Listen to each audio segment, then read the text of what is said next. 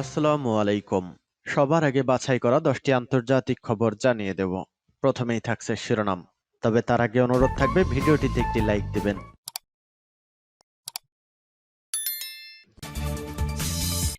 নতুন পারমাণবিক ক্ষেপণাস্ত্র মোতায়েন করল রাশিয়া, ধ্বংসের আতঙ্কে রয়েছে দখলদার ইহুদিবাদী ইসরায়েল এবং আমেরিকা। এরপর জানিয়ে দেব ফিলিস্তিন রাষ্ট্র প্রতিষ্ঠার আহ্বান সৌদি ক্রাউন প্রিন্স মোহাম্মদ বিন সালমানের। এদিকে রুশ হামলায় 10,000 ইহুদিবাদী সেনা নিহত। এরপর জানিয়ে দেব হামাসের সঙ্গে আবারও সংঘাত শুরুর প্রসঙ্গে যে ইঙ্গিত দিলেন ইহুদিবাদী ইসরায়েলের প্রধানমন্ত্রী বেনিয়ামিন নেতানিয়াহু। এবং সর্বশেষ জানিয়ে দেব বিশ্বের শীর্ষ পারমাণবিক শক্তিধর দেশ কার কত অস্ত্র রয়েছে, আর এই ইসরায়েল কতটা বিপজ্জনকভাবে সারা বিশ্বের হামলার কেন্দ্রবিন্দুতে রয়েছে। এতক্ষণ শুনছিলেন সংবাদ শিরোনাম, এখন বিস্তারিত। অনুরোধ থাকবে এই ভিডিওটিতে একটি লাইক দিন। ফিলিস্তিনি মুসলিমদের পক্ষে আপনার সমর্থন জানাতে হলে কমেন্টস করে লিখে জানান। ভিডিওটি শেয়ার করে দিন আপনার ফেসবুক সোশ্যাল মিডিয়ায়।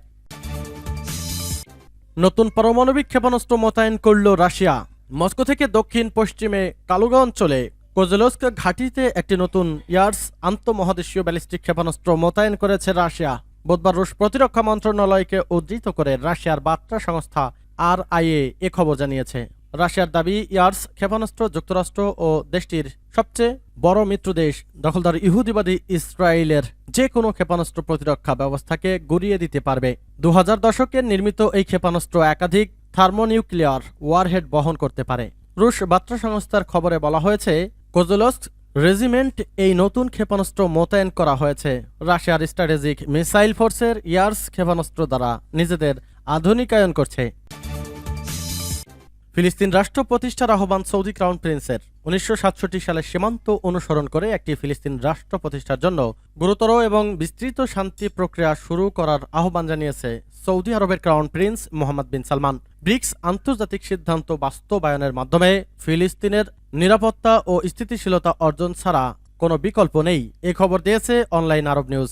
তিনি আরও বলেন, ফিলিস্তিনিদের জোরপূর্বক বাস্তুচ্যুত করাকে প্রত্যাখ্যান করে সৌদি আরব একই সঙ্গে ইসরায়েলের কাছে অস্ত্র রপ্তানি বন্ধ করার জন্য সব দেশের প্রতি আহ্বান জানান তিনি। তার ভাষায়, আমরা অবিলম্বে গাজায় ইসরায়েলের সামরিক অপারেশন বন্ধের দাবি জানাই।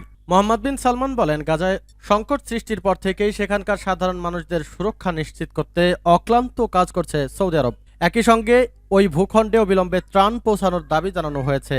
এ পর্যন্ত গাজায় আশ্রয়ের উপকরণ, খাদ্য, অ্যাম্বুলেন্স সহ বিভিন্ন রকম ত্রাণবাহী 15টি বিমান পাঠিয়েছে সৌদি আরব। গত সপ্তাহে ফিলিস্তিনিদের প্রতি ত্রাণ পৌঁছাতে স্থাপন করা হয়েছে একটি সামুদ্রিক ব্রিজ।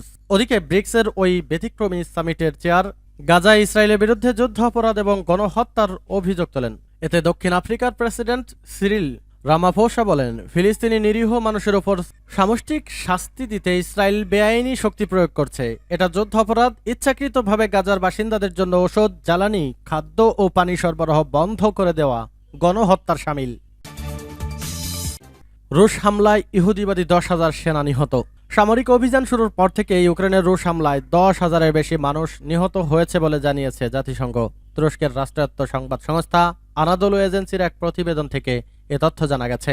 জাতিসংঘের মানবাধিকার বিষয়ক হাই কমিশনার কার্যালয়ের বরাত দিয়ে মঙ্গলবার জাতিসংঘের ইউরোপ, মধ্য এশিয়া ও আমেরিকা বিষয়ক আন্ডার সেক্রেটারি মিরোভাক্স জোঙ্কা এ তথ্য জানিয়েছে। তিনি বলেছেন, এই 2.25 বছরে ইউক্রেনের 10,000-এর বেশি মানুষ নিহত হওয়ার পাশাপাশি আহত হয়েছে আরও প্রায় 18,500 শতাধিক ব্যক্তি।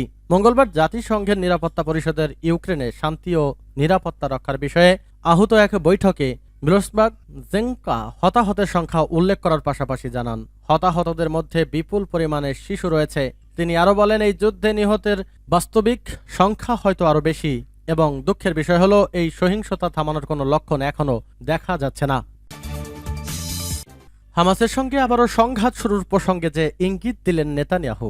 হামাসের সঙ্গে সাময়িক যুদ্ধবিরতি কবে থেকে শুরু হবে সে বিষয়ে কোনো সুনির্দিষ্ট ঘোষণা এখনও আসেনি। তবে বিরতির শেষে গাজা উপত্যকায় ফের ইসরায়েলের প্রতিরক্ষা বাহিনী অভিযান শুরু করবে বলে ঘোষণা দিয়েছে ইসরায়েলের প্রধানমন্ত্রী বেনিয়ামিন নেতানিয়াহু।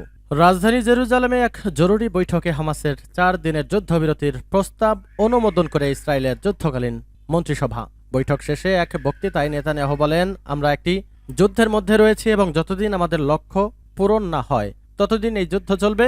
গত 7 অক্টোবর ভোরে ইসরায়েলে অতর্কিত হামলা চালিয়ে তছনছ করে দেয় হামাসের যোদ্ধারা। ইসরায়েলের প্রতিরক্ষা বাহিনী জানিয়েছে এই জিম্মিদের মধ্যে ইসরায়েলের সংখ্যা 104, বাকি 138 জনের মধ্যে যুক্তরাষ্ট্র, Thailand, Germany, France, Argentina, Russia ও ইউক্রেনের নাগরিকরা রয়েছে। হামাসের এই হামলার জবাবে 7 অক্টোবর থেকেই গাজায় অভিযান শুরু করে ইসরায়েলি বাহিনী। এতে বিমান বাহিনী অংশগ্রহণ করে। 16 অক্টোবর থেকে সেই অভিযানে যোগ দেয় স্থল বাহিনীও। ইসরায়েলি বাহিনীর অভিযানে গাজায় নিহতের সংখ্যা ছাড়িয়েছে 14,000। আর গত 7 অক্টোবর হামাসের হামলায় ইসরায়েলের নিহত হয়েছিল 1,200 জন। আমাদের আজকের ভিডিওটিতে জানাবো কোন কোন দেশের কাছে কতগুলো পারমাণবিক অস্ত্র আছে। প্রথমে আসি পাগলা কিম জং উনের উত্তর কোরিয়ার দিকে।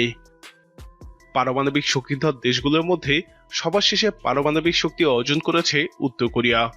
কিম জং উনের পিতা কিম জং ইলের শাসনামলে 2006 সালে পারমাণবিক অস্ত্র তৈরি করে উত্তর কোরিয়া।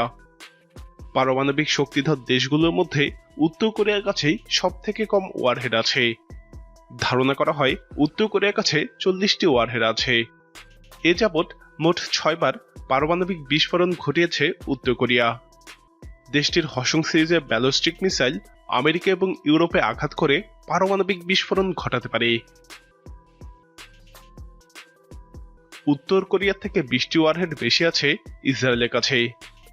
আয়তনে ইসরায়েল বিশ্বের ক্ষুদ্রতম পারমাণবিক শক্তিধর দেশ। 60-এর দশকে পারমাণবিক অস্ত্র তৈরিকারী দেশটি সব তথ্যই গোপন রেখেছে। তবে দেশটি Jericho intercontinental ballistic missile Europe, Asia এবং আফ্রিকায় আঘাত করতে সক্ষম। আমাদের প্রতিবেশী ভারতের কাছে পারমাণবিক ওয়ারহেড আছে 160টি। 1974 সালে পারমাণবিক অস্ত্র অর্জনকারী দেশটি এ যাবৎ 6 বার পারমাণবিক বিস্ফোরণ ঘটিয়েছে। ভারতের অগ্নি সিরিজের মিসাইল ইউরোপ, আফ্রিকা এবং এশিয়াতে আঘাত করতে পারে। এছাড়াও ব্রাহ্মস ক্রুইজ মিসাইলের মাধ্যমে যুদ্ধবিমান থেকে এবং সাগরিকা ব্যালিস্টিক মিসাইলের মাধ্যমে সাবমেরিন থেকেও হামলা করতে সক্ষম ভারত। ভারতের থেকে 5টি ওয়ারহেড বেশি আছে প্রতিদ্বন্দ্বী পাকিস্তানের। 1998 সালে পারমাণবিক শক্তির অধিকারী হওয়া দেশটি মোট 6 বার পারমাণবিক বিস্ফোরণ ঘটিয়েছে। শাহিন এবং আবাবিল ব্যালিস্টিক মিসাইলের মাধ্যমে ভূমি থেকে এবং রাগ ক্রুইজ মিসাইলের মাধ্যমে আকাশ থেকে পারমাণবিক হামলা করতে পারে পাকিস্তান। ন্যাটোভুক্ত দেশ ব্রিটেনের কাছে পারমাণবিক অস্ত্র আছে 225টি। 1953 সালে তৃতীয় দেশ হিসেবে পারমাণবিক অস্ত্র তৈরিকারী ব্রিটেন এ যাবৎ অস্ট্রেলিয়াতে 45টি পারমাণবিক বিস্ফোরণ ঘটিয়েছে। ব্রিটেন কেবলমাত্র তাদের সাবমেরিন থেকে ব্যালিস্টিক মিসাইল নিক্ষেপ করে পারমাণবিক হামলা করতে সক্ষম। নতুন পারমাণবিক ক্ষেপণাস্ত্র মোতায়েন করল রাশিয়া। ধ্বংসের আতঙ্কে রয়েছে দখলদার ইহুদিবাদী ইসরায়েল এবং আমেরিকা। এরপর জানিয়ে দেব ফিলিস্তিন রাষ্ট্র প্রতিষ্ঠার আহ্বান সৌদি ক্রাউন প্রিন্স মোহাম্মদ বিন সালমানের। এদিকে রুশ হামলায় 10,000 ইহুদিবাদী সেনা নিহত। এরপর জানিয়ে দেব হামাসের সঙ্গে আবারও সংঘাত শুরুর প্রসঙ্গে যে ইঙ্গিত দিলেন ইহুদিবাদী ইসরায়েলের প্রধানমন্ত্রী বেনিয়ামিন নেতানিয়াহু। এবং সর্বশেষ জানিয়ে দেব বিশ্বের শীর্ষ পারমাণবিক শক্তিধর দেশ কার কত অস্ত্র রয়েছে, আর এই ইসরায়েল কতটা বিপজ্জনকভাবে সারা বিশ্বের হামলার কেন্দ্রবিন্দুতে রয়েছে। এতক্ষণ শুনছিলেন সংবাদ শিরোনাম, এখন বিস্তারিত। অনুরোধ থাকবে এই ভিডিওটিতে একটি লাইক দিন। ফিলিস্তিনি মুসলিমদের পক্ষে আপনার সমর্থন জানাতে হলে কমেন্টস করে লিখে জানান। ভিডিওটি শেয়ার করে দিন আপনার ফেসবুক সোশ্যাল মিডিয়ায়।